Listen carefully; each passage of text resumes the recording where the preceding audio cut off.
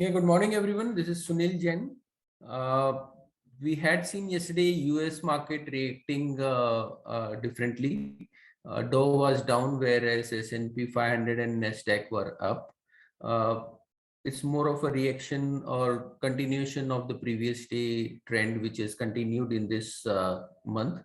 And futures of the US market are more of a flattish, whereas if you see the Asian market, we are seeing some softness in different part of the countries. Most of the markets are down by around 0.3, 0.4%, but Hong Kong is down by around 1.4%. This is mainly led by two, three things like China PMI came and that has came lower than what was expected. The PMI came at around 50.1, whereas expectation was of 50.2, and last month it was at around 50.4.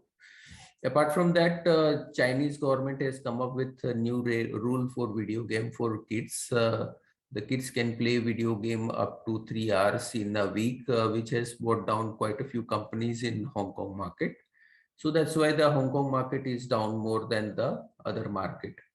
Apart from that, the commodities are seeing a positive trend continuing from the yesterday. Oil though was flat, but aluminum up by around 0.7, copper up by around 0.6, and steel up by around 1.5%, whereas iron ore is down by around 1.5%. Apart from that, today GDP figure will be coming in India, and that is expected at around 21%. This is for the June quarter number, and the increase will be around 21% expected. This is mainly because of the lower base of the last year, and previous month it was at around 1.6%. Now I'll request technical team to take up first. Thank you, sir. Good morning, all of you. See, last week in monthly report also and our last week presentation also, we mentioned that Nifty break the important upper side hurdle, that is 16,400, and then next level will be the 16,970. Yesterday, we see the Nifty almost touch that level. So we expect today in some sideways movement in upper side resistance. If Nifty break that resistance closing basis 16,970 level, then we expect further momentum towards 17,000 and above level, that is 17,300. 350 range in upside. Downside for intraday, important support zone place at 16,840 level. Below 16,840, 16,750, 700 is a major support zone for Nifty. So we see the Nifty touch important resistance and trading near the resistance level. But we expect this month Nifty trading upper range and 17,350 for next target. Bank Nifty, we already mentioned that Bank Nifty trading about the 50 DMA, and we expect positive momentum. And we yesterday seen that Bank Nifty break that important resistance, that is 35,970 level. Then we expect further towards momentum, maybe touch new high and towards 37,000 and above level to expect positive in Bank Nifty. Downside intraday support place at 36,200 and 35,970 the important support for till Bank Nifty. So we expect positive momentum in Bank Nifty. In Nifty, we expect sideways movement, but Bank Nifty, we see the positive momentum today, and we see the new high also. To expect in PSU Bank and private bank in positive side. Nifty Finance also trading near resistance level, that is 17,880 level, 980 level. And close below that important resistance level. To expect it's break that level, then we expect further momentum towards 18,000 and above level, and support place at 17,800 at downside. In stock Pacific, we already given call in SBI. SBI looks positive at current level, around intraday 1 to 2 trading session target around 434 36 in upside. support place at 414 for downside. So we can expect positive momentum in banking. Kotak Bank also looks positive at current level. So those want to take a position, they can take in banking stock with stop loss. That's it for technical derivative guy can carry. Yeah, thank you, Vikas.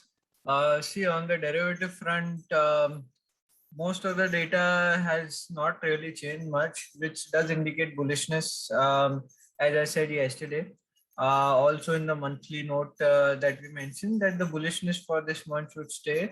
The VIX is also coming down, which is a good sign. Also, you've seen some good amount of open interest built up in the 16900, 800 and 700 put strikes, which indicates positive bias. 17,000 call has the highest open interest, and once we break 17,000, again the horizon will open up for us up till the 17,200, 17,300 levels for Nifty. So 17,000 level is an important resistance area, and one should look out for the same. Once it is crossed, you will see further rally. The PCR Y is around the 1.6 levels. It is entering the overbought zone, but still has, it can still go up till 1.75, 1.8 odd levels. So it still has strength left. Total OI is still, under check. From the stock specific front, as we mentioned in the monthly note, at that point of time, Bharti Airtel's announcement also was not being made, but from the open interest, we could make out that it is likely to move up. Bharti along with Reliance seems to be a good bet going forward, as I mentioned even yesterday. Telecom stocks are likely to move up and they can move up for the next few days. So one should look to buy Bharti and Reliance for about a period of about 5 to 10 days.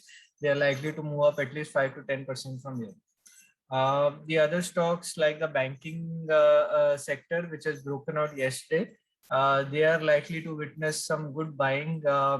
Basically, private banks like Axis, ICICI, HDFC Bank have broken out, so they are likely to move up. While the public sector banks have shed open interest, that means the likes of SBI, Canara, not Canara, Bank of Baroda, and the others are likely to move up because though the covering has come, short covering has come, they were laggards and are now likely to move up as well. So concentrate on these banks, they can give good returns. That's it from my side. I'd like to ask the fundamental team to take over. Good morning. Yesterday post-market, Acrisil has announced further expansion of capacity by an additional 160,000 quad sinks per year through a greenfield project in Gujarat. This takes their overall capacity to 1 million sinks, and capex involves investment of barely 40 odd crores, and it will get completed in Q1 of FY23. This provides good growth visibility for FY23 as well.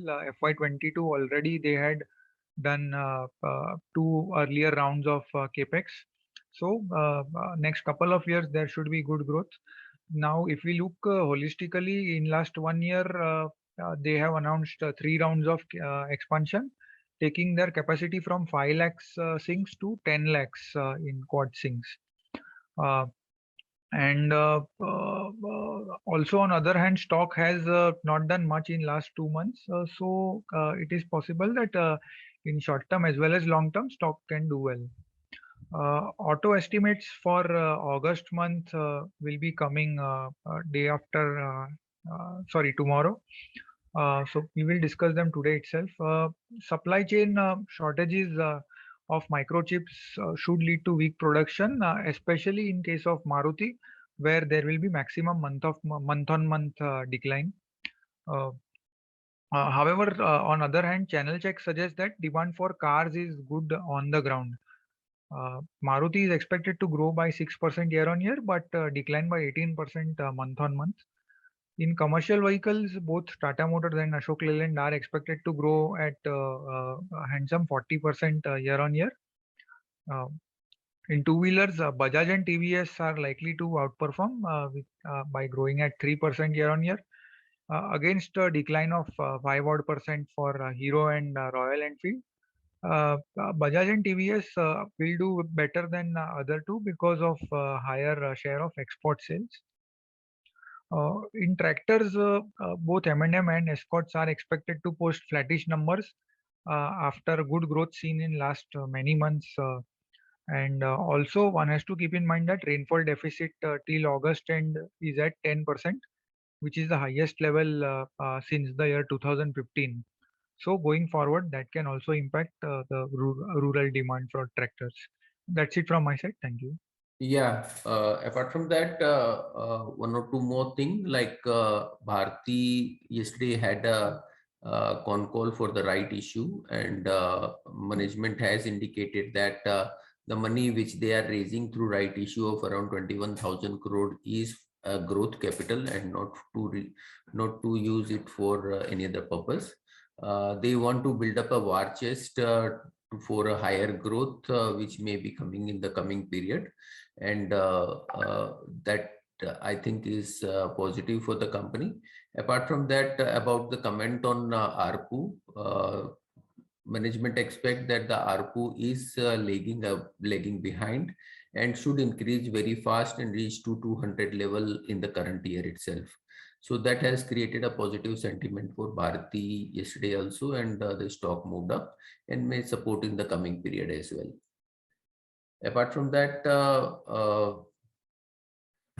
the sugar prices has again moved up in the domestic market, which was trading somewhere around 32.5 and moved up to around 35 and then got corrected to 34.50.